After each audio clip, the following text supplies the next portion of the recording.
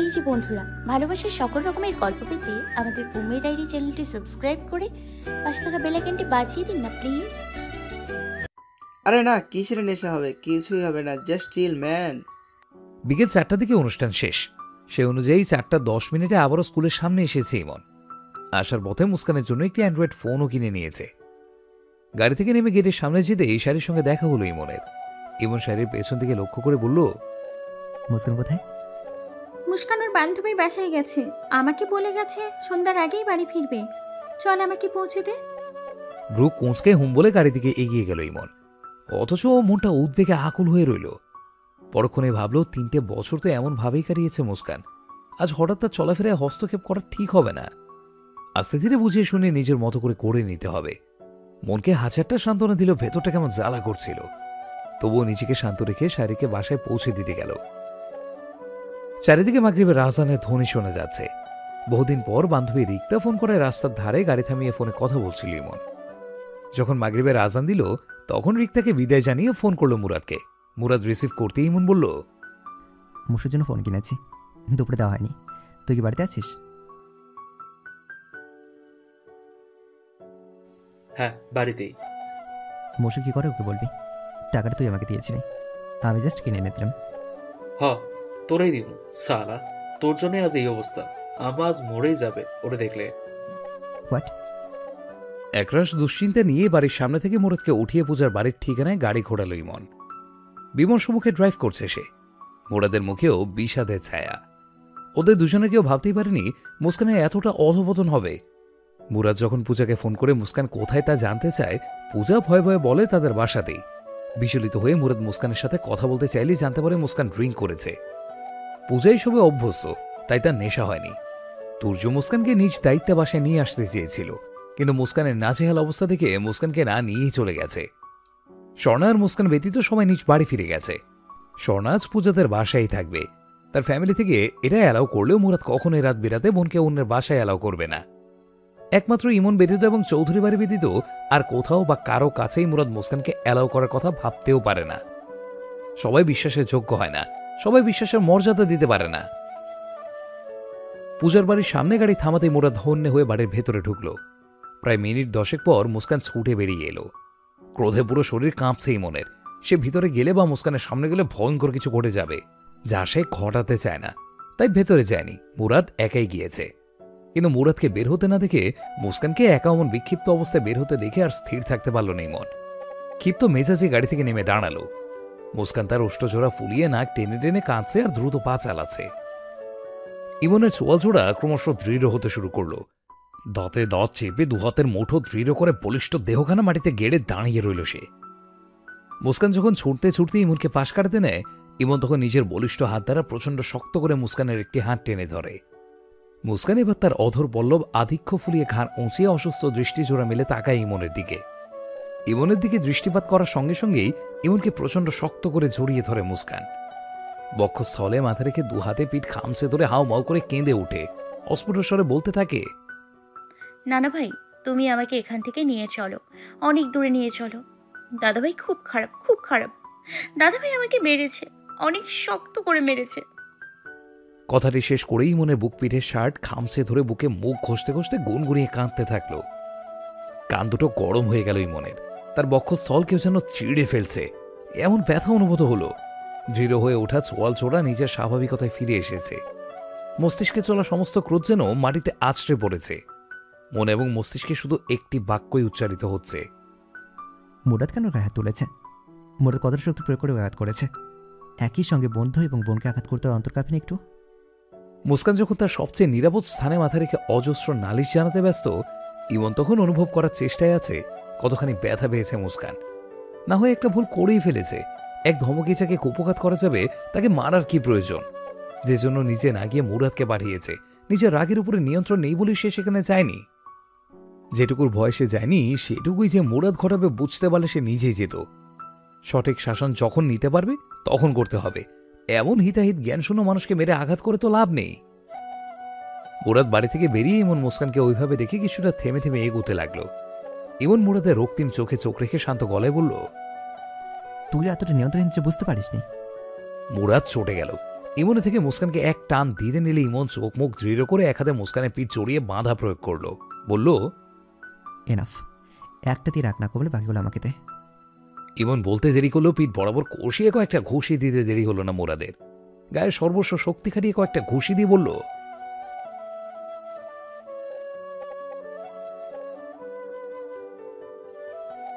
ইমনকে ওইভাবে ঘুষি দেওয়াতে মুস্কান হাওয়া করে কেঁদে উঠল। আরো শক্ত করে জড়িয়ে ধরে অস্ফুট স্বরে বলল, নানা ভাই, দাদা ভাই আজ আমাদের মেরেই ফেলবে, আসো আমরা পালাই। মুরাদ বিরক্ত হয়ে তাকিয়ে রইল। ইমন মুরাদের দিকে তাকিয়ে মলিন হেসে বলল, ওকে আমার বাড়ি নিয়ে যাই। কাকিমা এই অবস্থা দেখলে অসুস্থ হয়ে পড়বে। তোর কাকা ওইসব দেখে সবাইকে বকাঝকা করবে। আজ বাড়ি ফেরার কোনো দরকার নেই তোদের। তুই বরং রিমিকে ফোন করে বলে দে যে সকালে ফিরবি তোরা। চিন্তিত দৃষ্টিতেই ইমনের দিকে কিছুক্ষণ তাকিয়ে রইল মুরাদ। মুস্কান ইমনের বুকে মাথা রেখে উন্মাদের মতো মাথা চুলকাচ্ছে, বুক পিঠে শার্টের নাক খসছে। যদিও এত কিছুর মাঝে ইমনের প্রচণ্ড রিয়্যাক্ট করার কথা ছিল, তবুও সে কোনো প্রকার রিয়্যাক্ট করতে পারল না। পারবে কি করে? তার হৃৎপিণ্ড নামক পাখিরা যে তার বক্ষস্থলে নিশ্চিন্ত মনে জায়গা করে নিয়েছে, সে নিশ্চিন্ত অনুভূতিটাকে অনিশ্চিত করার সাহস সে তার নেই। মুরাদের ফোনে রিংটোন আচমকাই ধ্যান ভাঙল তিনজনের। মুস্কান মাথা উঠিয়ে মুরাদকে দেখে আবারও ভীতিগ্রস্ত হয়ে ইমনের পেছনে চলে গেল। মুরাদের থেকে লুকানোর চেষ্টা করে পেছন থেকে ইমনের শার্ট খামচে ধরে বিড়বিড় করে বলল,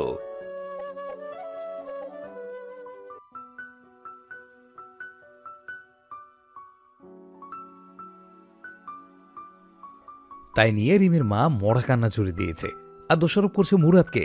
সে নাকি রিমিকে যত্ন করে না। বাড়ির মেয়ে বিয়ে করে কোনো দাম দেয় না মুরাদ। হতো পরের মেয়ে, বুঝতো এমন অনাদরে পরের বাড়ির লোকেরা কেমন সায়স্তা করে। এসব শুনে মুরাদের মেজাজ আরো খারাপ হয়ে গেল। ফোন কেটে দিয়ে গালিগালাজ করতে করতে বলল, সালা চাচা, আমার কথায় ওই বেটির মেয়েরে বিয়ে করে ভুল হইছে। বালছাল আলাপ করা ভাল লাগে না আর। মুরাদের রাগ দেখে মুস্কান ভয়ে কেঁপে উঠল। ইমনকে ছেড়ে ছুটে পালানোর জন্য পেছন ঘুরতে ইমন চট করে মুস্কানকে ধরে ফেলল। ব্যস্ত গলায় বলল, মুরাদ, ওকে নিয়ে তুই গাড়িতে উঠে বস। হুশে নেই, যাতা অবস্থা করে ফেলবে এখনই। মুরাদ দাঁতে দাঁত চেপে গাড়ি দিকে এগিয়ে গেল। পেছনে সিটে মুস্কানকে বসিয়ে মুরাদকে উঠতে বলে মুরাদ বলল, ডোর লক কর, আমার পাশে বসবে না, কান্নাকাটি করবে। ইমন ভ্রু কুঁচকে মুস্কানের দিকে তাকিয়ে ডোর লক করে দিল। মুস্কান গাড়ির সিটে গুটিসুটি হয়ে শুয়ে গুনগুনিয়ে কাঁদতে শুরু করলো। ড্রাইভিং সিটে ইমন, তার পাশে মুরাদ বসেছে। ইমন জিজ্ঞাসা করলো, এবার বল কি হয়েছে? আর বলিস না, জীবনটা তেজপাতা বানায় দিছে আমার চাচি। নিজেদের মধ্যে আসলে বিয়ে শাদী করা উচিত না।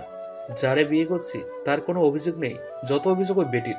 রিমি অসুস্থ হয়ে পড়েছে, তাই বেটির ধারণা আমি ওর যত্ন করি না।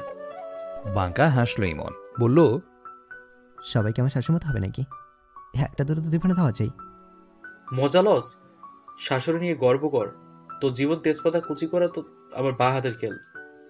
মিররে মুস্কানকে এক ঝলক দেখে নিয়ে ইমন বলল, যেমন জামাই তেমন শাশুড়ি। শাশুড়িকে বেটি বেটি করস কেন? চাচি হিসেবে তো সম্মান দিতে পারিস, তাই কি? তাচ্ছিল্য সহকারে মুরাদ বলল, সামনাসামনি যে বেটি বলি না, এটাও 14 গোষ্ঠীর ভাগ্য। যাক, বাদ দে সব। তুই এখন বাড়ি যা, রিমির পাশে তোকে দরকার এখন। এত সমস্যার মাঝে মুস্কানকে এই অবস্থা বাড়ি নেওয়া একদমই ঠিক হবে না। আমি চাই না কেউ ওকে কটু বাক্য শোনাক বা কাকিমা ওর জন্য অসুস্থ হয়ে পড়ুক। না না, মুস্কানকে একা রেখে যাব না আমি। ওর অবস্থা দেখছিস তুই? শান্ত দৃষ্টিতে এক পলক তাকিয়ে আবার সামনের দৃষ্টি নিক্ষেপ করলো ইমন, বলল, বন্ধুর প্রতি এটুকু ভরসা করতেই পারিস। আর আমার বাড়িতে আমি একা থাকছি না, আর বাবা মা আছে, আর সঙ্গে পারুলও আছে। মুরাদকে ওর বাড়ির সামনে নামিয়ে দিয়ে সোজা নিজের বাড়ি এসেছে ইমন। ইরাবতীকে ফোন করে মুস্কানের কন্ডিশন জানানোর ফলে ইরাবতী মুস্কানের জামা কাপড় নিয়ে নিচের ওয়াশরুমে অপেক্ষা করছে। মুস্কানের এক সাইড জামা সেদিন রেখে গিয়েছিল বলেই আজ রক্ষে হলো। ইমন মুস্কানকে ধরে ধরে বাড়ির ভেতরে নিয়ে ওয়াশরুমের সামনে গিয়ে ইরাবতীকে ডাকলো। ইরাবতী সব গুছিয়ে বের হতেই মুস্কান ঢুলু ঢুলু শরীরে ইরাবতীর দিকে তাকিয়ে অধর পল্লা বুঝিয়ে বলল, ও আন্টি, দেখো দাদাভাই আমাকে শক্ত করে থাপ্পড় দিয়েছে। মুখ এগিয়ে গাল পেতে কথাটা বলতে ইরাবতী একবার ইমনের দিকে তাকালো। ইমন মাথা নিচু করে মুস্কানকে ছেড়ে উপরে উঠে গেল। দীর্ঘ শ্বাস ছেড়ে ইরাবতী মুস্কানকে ধরে ওয়াশরুমের ভেতরে নিয়ে বলল, আমি তোমাকে হেল্প করি, গোসল সেরে নাও। বিনিময়ে মুস্কান হু হু করে কেঁদে উঠল, বলল, তুমি আমাকে ভালোবাসো না আন্টি, কেউ আমাকে ভালোবাসে না, আমি এখানেও থাকবো না। কথাটি বলে ইরাবতীকে ধাক্কা মেরে বেরিয়ে গেল মুস্কান। বাড়ির বাইরে যাবে কিন্তু নেশার ঘরে বাইরের রাস্তা খুঁজতে খুঁজতে প্রায় 5 মিনিট বাঁধিয়ে দিল। তারপর সিঁড়ি বেয়ে উপরে উঠতে উঠতে সোজা ছাদে চলে গেল।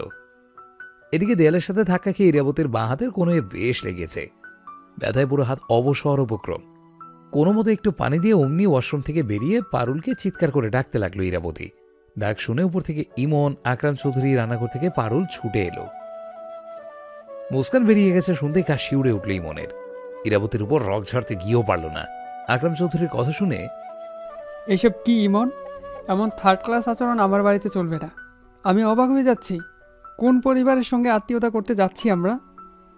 চোয়াল চোরা শক্ত হয়ে এলো ইমনের। চিবিয়ে চিবিয়ে বলল, এটা একটা মিস্টেক ছিল বাবা। ইরাবতী ক্রন্দনরত কণ্ঠে বলল, আমি ধরে রাখতে পারলাম না, ধাক্কা মেরে চলে বেরিয়েছে। বেশি দূর যায়নি ইমন, তুই ওকে খোঁজ। রাত বিরাতে না জানি কোন অঘটন ঘটায়। হুঁশ ফিরল ইমনের। উৎকণ্ঠা হয়ে বাড়ির বাইরে গেল সে।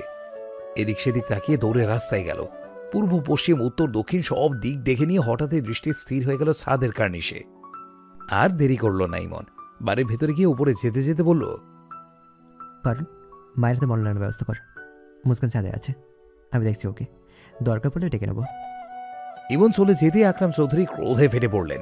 চিৎকার করে বললেন, এসব কি ইরা? কোনো সভ্যবারের মেয়ের আচরণ এটা হতে পারে না। ইরাবতী সোফায় বসে ব্যথা পাওয়া হাতটি চেপে ধরে বলল, বাচ্চা মেয়ে ভুল করে ফেলেছে, বাদ দাও। তোমার নিজের সন্তান যেখানে এসবের ধারে কাছে যায় না, সেখানে ছেলের বউ কিনা মাতাল হয়ে এ বাড়িতে প্রবেশ করেছে। আমি কি মরে গেছি? কি সব বলছো তুমি? ইমনের বুদ্ধি লোপ পেয়েছে বলে তুমিও একই পথে হাঁটা ধরছো। তাহলে কি করব? ওদের উপর চিৎকার চেঁচামেচি করব? এতে সমাধান হবে কোনো সমস্যা? নাকি তোমার ছেলে আমার ভয়ে, তোমার ভয়ে নিজের ভালোবাসার জলাঞ্জলি দেবে? কোনটা বলো? ভয়ঙ্কর রেগে হাত ঝাঁকি দিয়ে উপরে চলে গেল আকরাম চৌধুরী। পারুল ভয়ে ভয়ে মলম নিয়ে এসে ইরাবতীর সামনে বসতেই ইরাবতী পারুলকে এক ধমক দিয়ে গটগট করে উপরে চলে গেল। স্বামী, স্ত্রী, ছেলের সমস্ত রাগ যেন পারুলের উপরে আঁচড়ে পড়ল। তপ দেখাওয়া চেহারায় ইরাবতী যাওয়ার পানে কয়েক পলক চেয়ে থেকে রান্নাঘরে চলে গেল পারুল। রাত 9টা ছুঁই ছুঁই, শহুরে রাত। বিস্তর আকাশের নিচে বেসামাল হয়ে ছাদের কার্নিশে দাঁড়িয়ে আছে 18 বছর বয়সী এক তরুণী। তারা ঝলমল আকাশের মধ্যমণি চারটির আলোয় উজ্জীবিত হয়ে আছে সমগ্র ধরনী। শহরের আনাচে কানাচে রয়েছে ক্ষুদ্র ক্ষুদ্র আলোকবাতি। রাস্তায় রয়েছে ল্যাম্পপোস্টের ঘোলাটে বাতি। সে রাস্তায় বিরতিহীনভাবে চলছে যানবাহন। চারদিকের এত এত আলো, ভিন্ন মাত্রা শুরু ধ্বনি কোনো কিছুতেই আর খেয়াল দিতে পারল না ইমন। তার খেয়াল কেবল একদিকেই, সেদিকে সম্মোহনে দৃষ্টি নিক্ষেপ করে চেয়ে আছে। শাড়ির ধরাশায়ী আঁচলটা ছাদের মেঝেতে কড়াগড়ি খাচ্ছে মুস্কানের। কোমর ছাড়া চুলগুলো এলোমেলো হয়ে পুরো শরীর জুড়ে ছড়িয়ে ছিটিয়ে রয়েছে। ছাদের বর্ডারে দুহাত রেখে বিরতিহীনভাবে বিড়বিড় করে চলছে মেয়েটা। সেদিকে দীর্ঘ সময় তাকিয়ে রইল ইমন। এক পর্যায়ে দৃষ্টিজোড়া বন্ধ করে অশ্রুজোড়া ফাঁক করে কয়েক দফা উত্তপ্ত শ্বাস ছাড়ল। যখন দৃষ্টি মেলে সম্মুখে তাকালো, বুকের ভেতরটা থক করে উঠল। কপাল কোঁচকে অষ্টজোড়া ফুলিয়ে নিভু নিভু দৃষ্টিতে তাকিয়ে ইমনের সম্মুখে দাঁড়িয়ে আছে মুস্কান। দীঘল ঐন্দ্রচালিক আখিদয় দ্বারা ইমনকে আপাদ মস্তক দেখছে মেয়েটা।